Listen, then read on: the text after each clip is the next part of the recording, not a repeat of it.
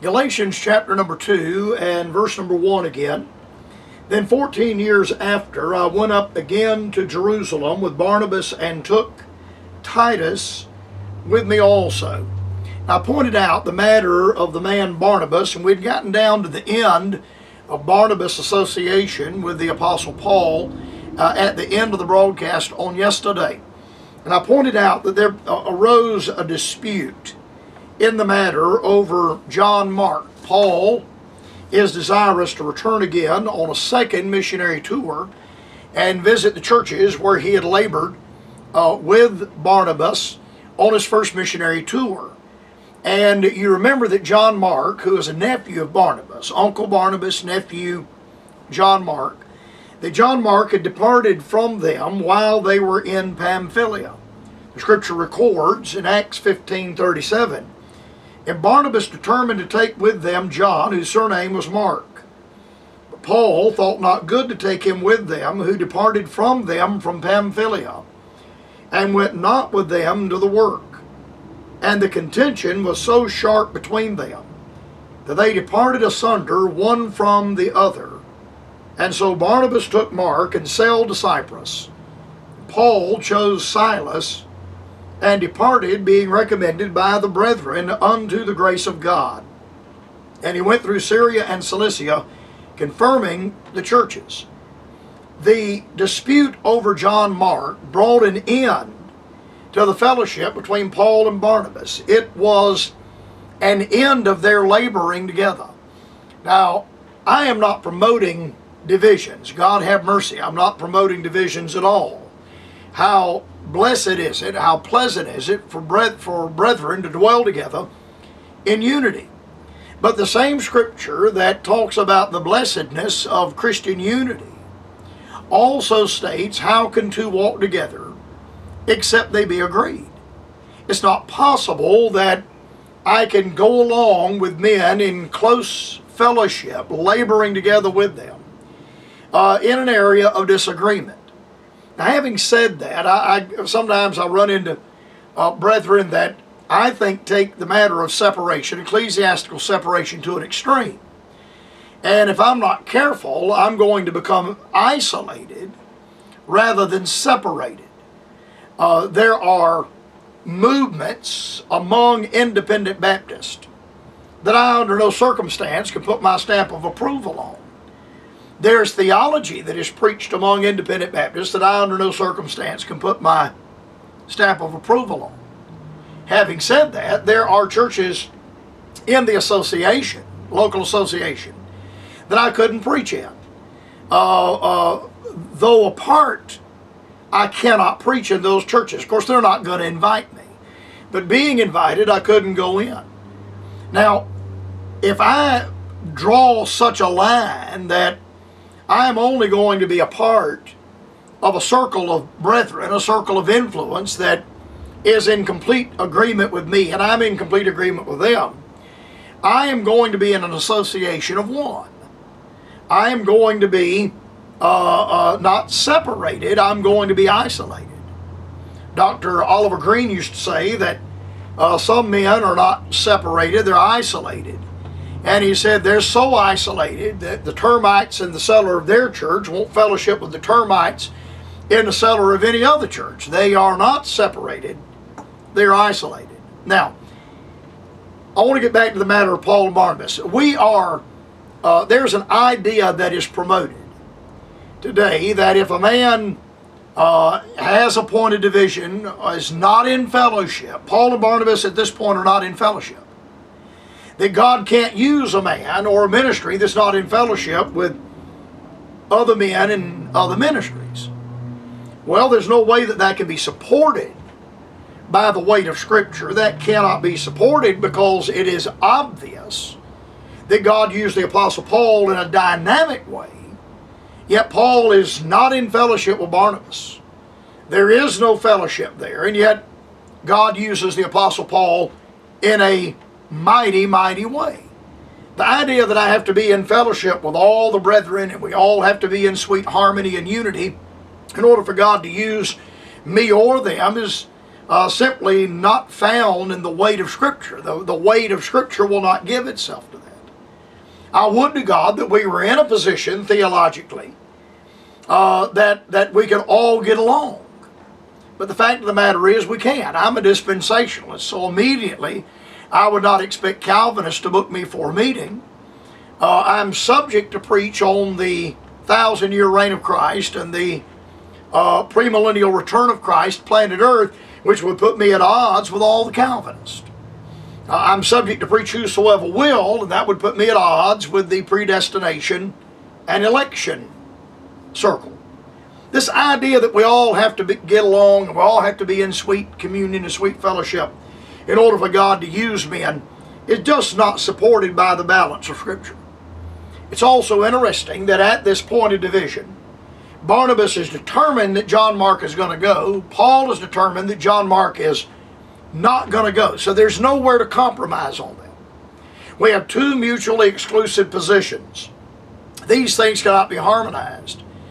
And when Barnabas takes John Mark and they sail to Cyprus, Barnabas falls out of the canon of Scripture. The Apostle Paul does not. Paul goes right forward, moves forward with his work for the Lord, while Barnabas falls out of the Scripture. Now it's interesting that this whole division was over the matter of John Mark, and late in the ministry of Paul summons for John Mark to come to him. And the statement is that John Mark is profitable to me for the ministry. I rejoice that John Mark did not remain a young John Mark.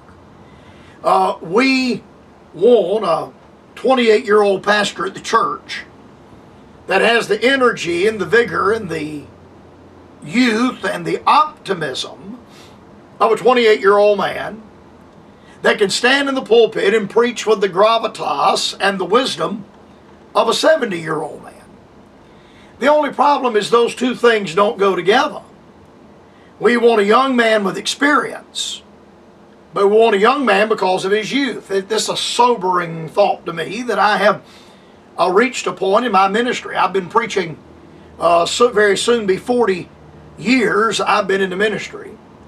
I have written more books than some young men have read, and yet I find myself at this station of my life beyond, of course, I'm not looking to pastor a church. I'm busy, and just as busy as a man can be with my meetings and the work of the radio, and I'm not candidating for a church to pastor. I didn't say that I would not pastor a church. I said I am not candidating to pastor a church, but I've arrived at a point to where I'm a little bit long in the tooth for what churches are looking for.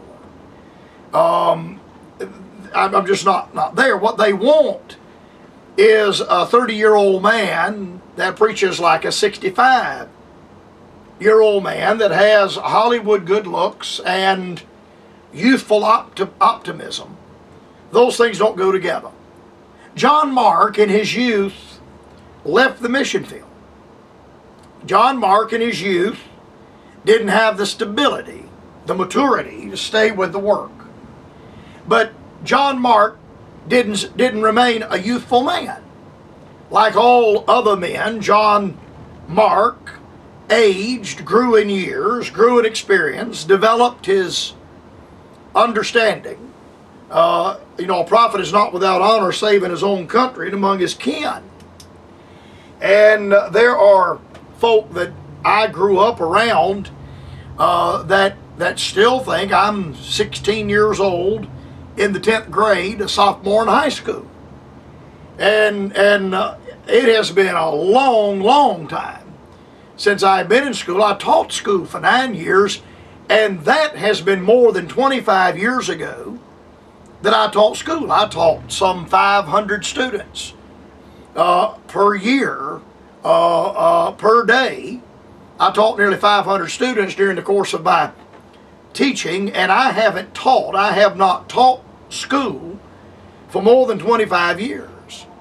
Time catches up with us. And John Mark, as he matured and grew and aged, Paul discovered that later in John Mark's life and later in Paul's life, he sent for John Mark and he said that he is profitable to me for the ministry. You bring John Mark to me. He has matured to the point. He has aged to the point. He has grown sufficiently to the point that he is now profitable to me in my work. I rejoice that I'm not a 21-year-old man. In fact, I rejoice that I'm not a 30-year-old man today. I appreciate the experience that I have accumulated over the years. I appreciate the gray in my hair that I've accumulated over the years and the experience that has allowed me. If I was 25 years old, I wouldn't have the weight and the gravitas of a middle-aged gray man. And the same held true with John Mark. Paul was not in error to tell Barnabas, John Mark is not going with me, and if John Mark goes, he can go with you, and neither one of you can go with me. But Paul would have been wrong to have assumed that John Mark would remain in the station he was in forever. That the failure John Mark in Acts 15 that left them in Pamphylia was the same John Mark 35 years later. Paul understood that the John Mark that departed from them in Pamphylia had matured and grown and developed and moved forward and progressed in the work to where he was actually profitable to Paul and profitable to Paul's work. When we come back on tomorrow, I want to deal with the man Silas. It's here with this breakup of Paul and Barnabas that Silas enters the picture. Now I want to spend a little bit of time dealing with the man Silas, who of course went with Paul and accompanied him in his second missionary tour.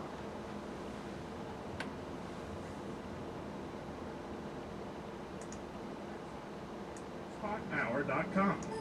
You may write the Bright Spot Hour at Post Office Box 4, Greenville, South Carolina 29